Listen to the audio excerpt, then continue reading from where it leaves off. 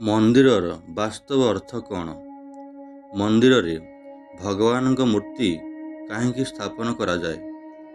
ହିନ୍ଦୁ ଧର୍ମ ଅନୁଯାୟୀ ମନ୍ଦିର ଏକ ଧାର୍ମିକ ସ୍ଥଳ ଅଟେ, ଯେଉଁଠାରେ ଲୋକମାନେ ନିଜ ମନକୁ ପବିତ୍ର ଏବଂ ସ୍ଥିର କରିବା ପାଇଁ ଧ୍ୟାନ କରନ୍ତି, ପ୍ରାର୍ଥନା କରନ୍ତି। ମନ୍ଦିରର ବାସ୍ତବ ଅର୍ଥ ହେଉଛି, ମନ୍ଦିରରେ ଯଦି କୌଣସି ଭଗବାନଙ୍କ ମୂର୍ତ୍ତି ନଥାଏ, ତେବେ ସେ ମନ୍ଦିରରେ କୌଣସି ପୂଜା ହୁଏ ନାହିଁ। ମନ୍ଦିରଟି ଯେତେ ଭବ୍ୟ ହୋଇଥିଲେ ମଧ୍ୟ, ଯେତେ ସୁନ୍ଦର ହୋଇଥିଲେ ମଧ୍ୟ ମନ୍ଦିରଟି ମୂଲ୍ୟହୀନ ହୋଇ ରହିଯାଏ। କିନ୍ତୁ ଯଦି ମନ୍ଦିରରେ ଭଗବାନଙ୍କ ମୂର୍ତ୍ତି ଥାଏ, ସେହି ମନ୍ଦିରଟି ଦିବ୍ୟ ହୋଇଯାଏ, ଏକ ଧାର୍ମିକ ସ୍ଥଳ ହୋଇଯାଏ, ଆଧ୍ୟାତ୍ମିକ ଭାବନାର କେନ୍ଦ୍ର ହୋଇଯାଏ।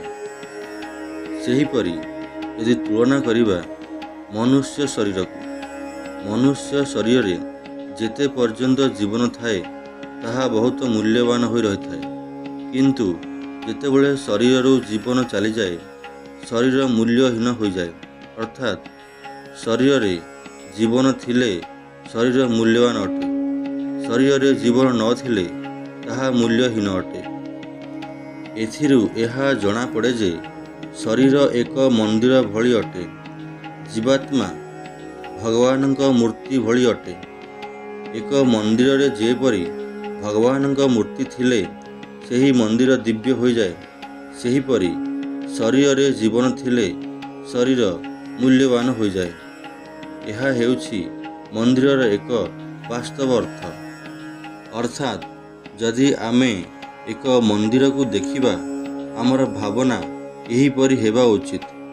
ଶରୀରକୁ ମନ୍ଦିର ସହ ତୁଳନା କରିବା ଏବଂ ଶରୀରର ଜୀବାତ୍ମାକୁ ଭଗବାନଙ୍କ ମୂର୍ତ୍ତି ସହ ତୁଳନା କରିବା ଆଧ୍ୟାତ୍ମିକତା ଅଟେ।